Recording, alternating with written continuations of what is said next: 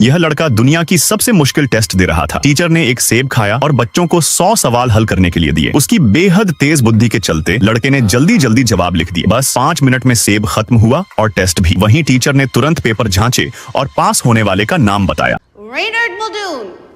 फिर वह जल्दी से वहां से चली गई। सब हैरान थे क्योंकि सिर्फ एक ही बच्चा पास हुआ था, वही जीनियस लड़का। अब पास होने वालों को दूसरा टेस्ट देना था। तभी एक लड़की का पेंसिल गलती से नाली में गिर गया। उसकी दोस्त डर कर भाग गई, लेकिन लड़के ने मदद करने की कोशिश की। बस 1 मिनट बचा था टेस्ट शुरू होने में, इसलिए देर हो चुकी थी। तभी लड़के ने पेंसिल को आधा तोड़ा और लड़की को एक टुकड़ा दे दिया। लड़की ने शुक्रिया कहा और वादा किया कि कभी न कभी एहसान चुकाएगी। दूसरा टेस्ट शुरू हुआ। सवालों की कठिनाई और बढ़ गई। बच्चे घबरा गए। एक उम्मीदवार तो पेपर देखते ही भाग गया। यहाँ तक कि जीनियस लड़का भी जवाब नहीं दे पाया। लेकिन वही लड़की जिसने पेंसिल ली थी, उसने पूरा टेस्ट पूरा कर लिया। उठते समय उसने लड़के की ओर एक कागज फेंका जिसमें सभी जवाब थे। ये उसका बदला था, लेकिन लड़के ने उस नोट को ठुकरा दिया। उसने खुद ही ध्यान से देखा और आखिरकार पेपर की चाल समझ ली। हर सवाल का जवाब अगले सवाल में ही छुपा था। ये टेस्ट देखने की ताकत परखा जा रहा था। टीचर ने नतीजे घोषित किए और वही जीनियस लड़का फिर से आगे बढ़ा। आखिर में सिर्फ 5 बच्चे तीसरे राउंड में पहुंचे। इस बार सवाल नहीं थे। उन्हें एक कमरे को पार करना था, लेकिन काले या सफेद चौकोर टाइल्स पर पैर नहीं रखना था। पहली लड़की ने कमरे को देखा और कहा कि ये नामुमकिन है। उसका जवाब सुनते ही टीचर ने उसे बाहर कर दिया। दूसरी लड़की ने एक रस्सी निकाली, उसे दूसरी तरफ के दरवाजे पर बांधा और रस्सी के सहारे पार कर गई। फिर नंबर आया एक लड़के का जो काफी फुर्तीला था। उसने पीली टाइल पर छलांग लगाई। दीवारों का सहारा लेकर जैसे स्पाइडरमैन आराम से पार कर गए। अब चश्मा लगाए लड़के की बारी आई। उसने अपने घुटनों और कोहनियों के बल रेंग कर रास्ता तय किया। नियम में छेद निकालकर वह भी पहुंच गया। आखिर में जीनियस लड़के की बारी थी। उसने एक पल सोचा और सीधा चल पड़ा। सब हैरान रह गए। असल में सारी टाइल्स आयताकार थी, चौकोर नहीं, और नियम में सिर्फ चौकोर टाइल्स पर न चलने की बात थी। अगर उनकी जगह आप होते तो आप क्या उखाड़ लेते।